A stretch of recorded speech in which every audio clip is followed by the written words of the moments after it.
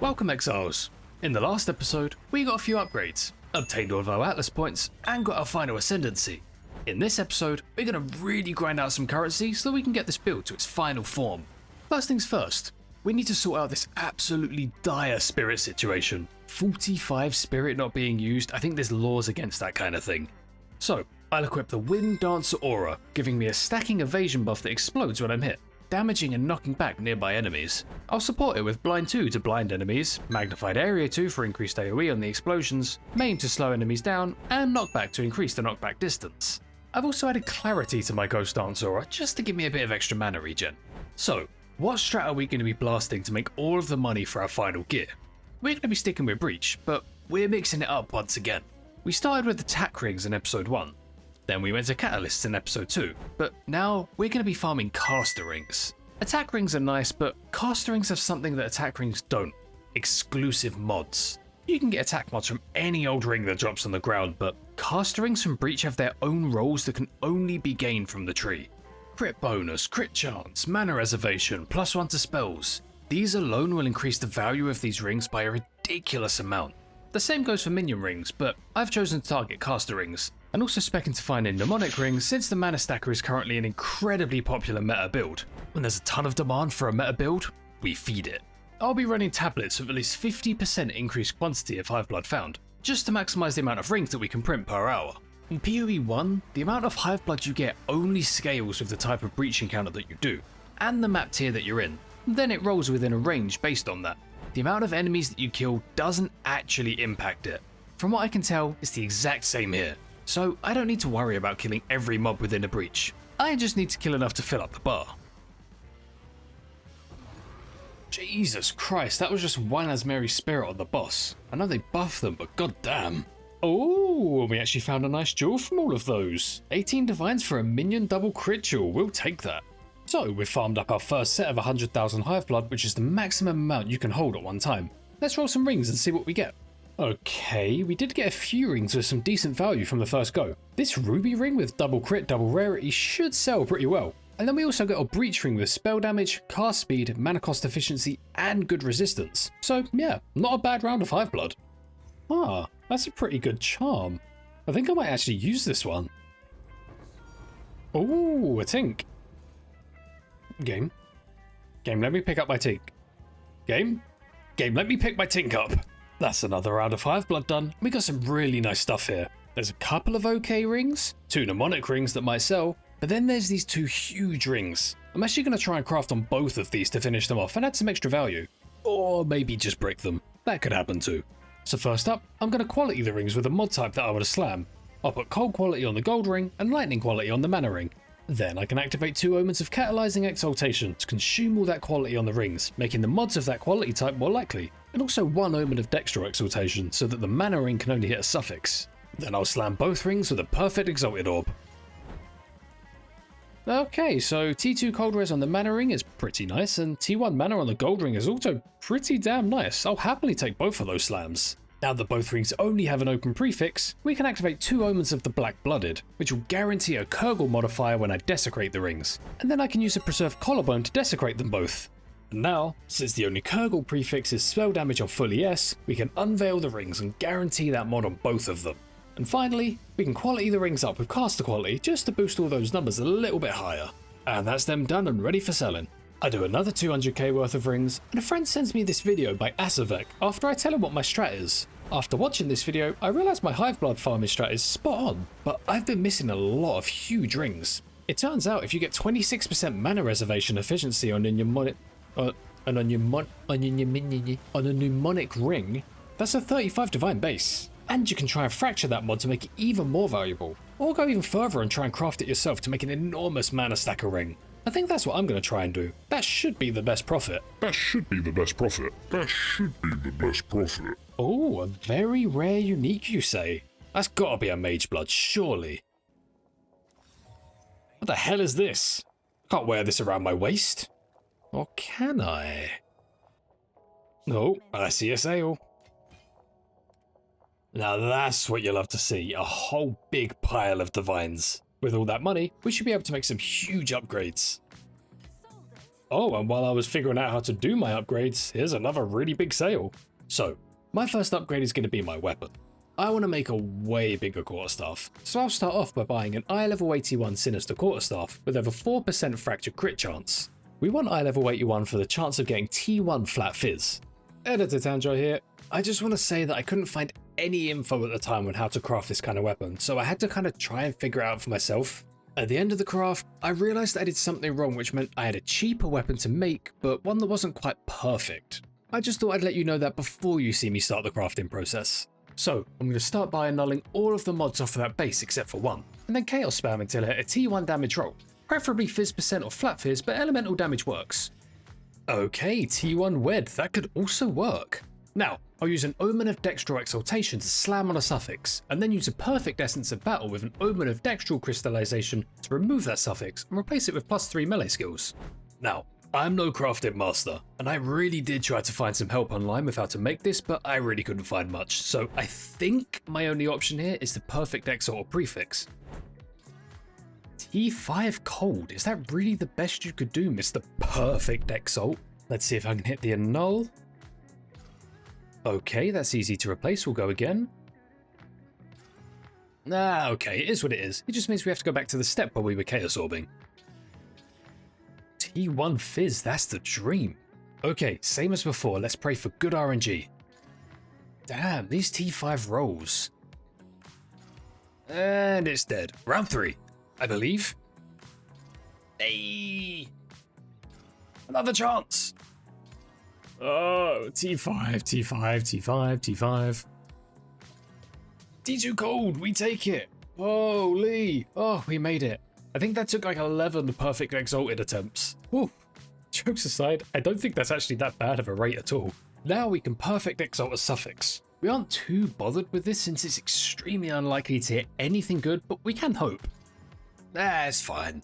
Next up, we'll desecrate it with an ancient jawbone and unveil it at the Well of Souls while using an Omen of Abyssal Echoes for a reroll. That's no good.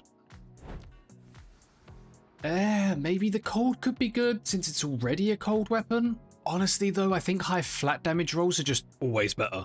I can use an Omen of Light to guarantee I annul the desecrated mod and try again. Oh, that's really good, but I don't think I can take it since I don't have any flat fizz on the staff. That's really sad. I guess we keep going. T2 Lightning, we will absolutely take that and finish this thing off. We'll quality it up, hit it with a few divines for a better roll, and then socket a Sakawol's Rune of the Sky and a Soul Core of Sitaqualotl in it. Dude, these fucking names are stressing me out. And that's the weapon done. Looking back, I think I made a mistake here at the start. I should have Chaos Spammed for +5 melee skills, and then slammed 2 prefixes with a Perfect Exalt and tried to hit 2 high damage rolls, and then just gone again if I had failed. This would have been a lot more expensive, but it would have meant that this weapon had +5 skills instead of +3. I think that everything I did after that was correct, but I started with the bad base, and so I ended up with a 50 divine weapon instead of a 400 divine one. Lesson learned. Either way, the next item that we want to focus on is our body armor. We'll buy a high-rolled Forgotten Warden with 3 sockets. This body armor gives us a bunch of deflection rating, as well as a minion that will soak some of the damage that we take. We'll socket it with 2 perfect iron runes and a rune of foundations for more energy shield and evasion. Then I'll support my new buddy with an Arctic Howl to help it freeze enemies, Amanamu's Tithe to give me abyssal buffs, Ramira's Requital so it soaks even more damage for me, and Meat Shield to make it even tankier. And lastly for now, I'll buy an Ingenuity Belt with high rolls and 3 charm slots to buff our rings up a bit. And with that, we can get back to our mapping, farming a ton of Hive Blood for more caster rings. Doing unstable breaches here is really satisfying. One of the most satisfying things I've tried even. I do wish that they would just open a little bit faster. It feels like it moves really slow at the start and you're just kind of stuck waiting a lot of the time for more mobs to spawn. Other than that though, love it. After a couple more hours, we finally have enough unsellable breach rings to make our first grasping mail. So let's see what it's like. Minion damage with some minion res, that's kinda cool. Maybe it sells, but I doubt it. Also, I got a mnemonic ring earlier and managed to craft it up to this point. I've done over 20 desecration reveals, all echoed and then Omen of Lighted to try and get cast speed. I've spent maybe around 150 divines just on trying to reveal cast speed and haven't seen even the lowest tier of it yet. I'm going to swap to Chaos Orbs instead because this is painful.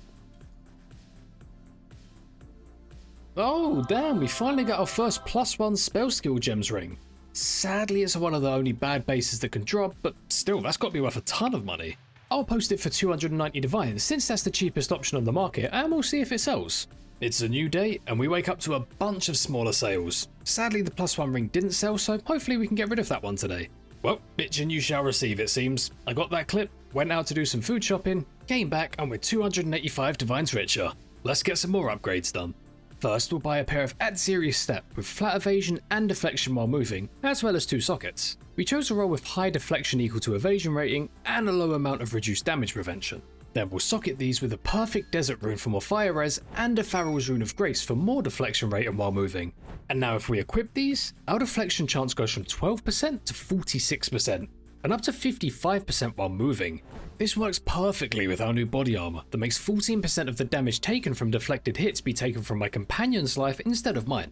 Next up is the helmet. I do want to say that something I planned on using was the Vestige of Darkness. This helmet makes all of your physical damage capable of chilling and freezing, makes all enemies in a 4-meter radius of you blind. Both of these are insanely strong defensive mechanics. Sadly, I didn't roll a physical quarterstaff, so this isn't too helpful. So instead, I'll be making a huge energy shield crit helmet. I'll start by buying an ancestral tiara with fractured T1 crit chance. Then we'll annul it down to 1 mod, and then use an omen of sinistral exaltation and greater exaltation to slam 2 prefixes with a perfect exalted orb. T2 with rarity. Sadly, rarity as a prefix kind of ruins the helmet. We would love rarity as a suffix though. Let's try again. T2 with rarity again. Rough. That's better. T1 flat with T2 hybrid. I'll use an omen of sinistral necromancy to guarantee that I desecrate a prefix with an ancient rib, and then I can use an omen of abyssal echoes for 2 chances at revealing the T1% ES. Damn. It's not really worth the cost to use omens of light here, so let's just gamble the 1 in 3 chance to remove it with an orb of an omen. And we got it, so we can try again. That's T3 energy shield, a little bit low for our taste. And we missed the annul, so we're going back to the start. I did do the math at the current prices, this is more cost efficient, I promise. Mana's no good, maybe we can annul. Okay. What if we just got all 3 mods like this? Oh, okay, well that was a lot easier. I'll perfect exile a suffix. God, that's bad. Let's use an omen of whittling to try and turn that mod into something a little bit more usable. Okay, T2 int, that's actually really good. And now since we naturally hit all the prefixes, I can desecrate a suffix with an ancient rib, and unveil it with an omen of abyssal echoes, hoping for rarity. Yeah, I'll take T2 lightning res, I can always change it for rarity later. Last thing for now is going to be an amulet. We'll buy a solar amulet with fractured +4 melee skills. Then we can annul it down to 1 mod, and chaos spam it for high energy shield or evasion. Next I'll use an omen of sinistral exaltation to slam a prefix with a perfect exalt, again hoping for high energy shield or evasion. That's no good, let's try again. That'll do perfectly. We can then use an omen of dextral exaltation to slam a suffix, and then an omen of dextral crystallization to remove that suffix with a perfect essence of enhancement. Now we'll use a perfect exalt to slam a suffix. T2 int, we love it. And then finally use an ancient collarbone to desecrate it, unveiling and hoping for crit or rarity. So there was some corrupted footage, but I tried to fix a bad unveil with some omens and such, but it went really wrong, so we're starting the suffixes again. Perfect exalt. Okay, that's good. And now spam omens of light and preserve collarbones to just keep rolling the desecrations for something tasty. 20% crit chance, that's delicious. Now previously, I had Well of Power anointed to sustain my mana, but what I'm going to do now instead is buy a From Nothing Jewel with the Ancestral Bond roll. This will allow me to grab the Well of Power passive myself, as well as all the minor nodes around it, allowing me to instead anoint Subterfuge Mask, which gives me 1 evasion for each point of energy shield on my helmet, which means a total of 516 flat evasion. Since my build relies on evasion and scales with deflection from evasion, this is a pretty huge anoint. And lastly, I can use the extra spirit from the amulet to drop clarity and put in Mana Remnants supported by Harmonic Remnants 2 and Remnant Potency 3. This will spawn mana remnants that will constantly regen my mana for me. And now we can get back to maps. I feel stupidly tanky now, and my damage feels really nice. Also, I have absolutely zero mana issues thanks to the mana remnants. Previously, I had to constantly spam my mana flask, and it actually limited my damage quite a lot since I'd go out of mana regularly, but now I'm over sustaining mana. We're taking a quick break from farming Breach just to grab up all the Delirium talent points so that I can really test this build out later on. During which we hit level 96, which allows us to spec into Chaos Inoculation. This removes all of my HP but makes me immune to all poison and bleed damage. Overall, a tankiness upgrade. And after we've grabbed up all the Delirium talent points, we spend some time just running some expeditions to make some fast money while we wait for the last of the rings to sell. We farm a ton of huge drops during the expedition farm, including lineage gems, 10 to 20 divine runes, 10 divine alloys, Alder's sagas, and a Varana's siege gem that we can use ourselves. Sadly, we never found the huge 400 divine Alder's legacy, despite finding countless 8 and 9 mod expedition altars, but hey, this was an extremely fun mechanic to farm and something I really want to come back to. We also found a huge island with weird noises coming from it. I was able to sail towards it, which revealed Oriath and the main antagonist of the game, the Beast. Who's a big boy? Who's a great big boy? A big boy! After a whole bunch of farming, we find that ring from earlier that wouldn't hit cast speed has sold for 90 divines. This was really tough.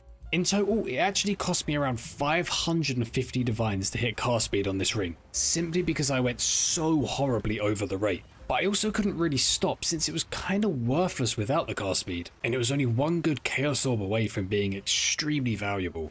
But then a ton of other people started farming these rings, and the price of them just started plummeting. If I had just been on rate, hit the cast speed when I crafted this ring and then sold it, I would have profited around 400 divines. Instead, I lost about 460 divines. Sometimes PoE really do be like that. But hey, we've still got 90 divines more in our pocket than we had 5 minutes ago, so let's grab a couple more upgrades. We'll start with our charms. Let's buy a Bayra's Anguish and a Nascent Hope for more power charge generation, and a Rite of Passage for the Spirit of the Boar effect, which gives us 20% damage as extra fire, always inflicts bleeding, and 20% reduced damage taken. Next up is my passive tree jewels. I'll buy a Heart of the Well with double crit, damage as extra, and extra evasion from my body armor, and then define it to a better roll since it was so cheap. Then we can work on making a huge cluster jewel. I'll be using this incredible guide by Vodnarg. I'll be doing a slightly altered version of his steps, but I highly recommend watching his guide. He explains his whole process very clearly with a well-written guide in his description. First, I'll buy a Time-Lost Sapphire with 2 notable crit suffixes. Then I'll use an Ancient Potent Liquid Contempt on it, praying that it hits the 50-50 chance of removing a prefix to add +1 suffixes to the jewel. Easy. All my bad RNG probably got spent on that mana ring. Then we'll slam a suffix, hoping for something useful. Minion crit, that's not very useful, but it is what it is. Next, we'll use a Preserved Cranium with an Omen of Sinistral Necromancy to desecrate a prefix, hoping to remove the +1 suffix mod. Which we didn't manage to do. No matter, that was just a way of potentially saving some money. Instead, we'll Chaos Orb with an Omen of Sinistral Erasure to guarantee that I remove a prefix, and hope that I change the +1. Which we did. Now here's the weird part. Since the jewel has 3 suffixes, but doesn't have any mod that allows it to have 3 suffixes, the game gets a little bit confused and kind of blocks you from being able to change them. That means that I can use a Potent Liquid Melancholy to remove a mod and make the jewel radius very large, but it can't hit my crit suffixes since the game is so confused about them. Only the prefixes. Let's hope it doesn't touch my Desecrate. Exactly as we wanted. Now we can just keep unveiling, hoping for Global Evasion, Energy Shield and Armor.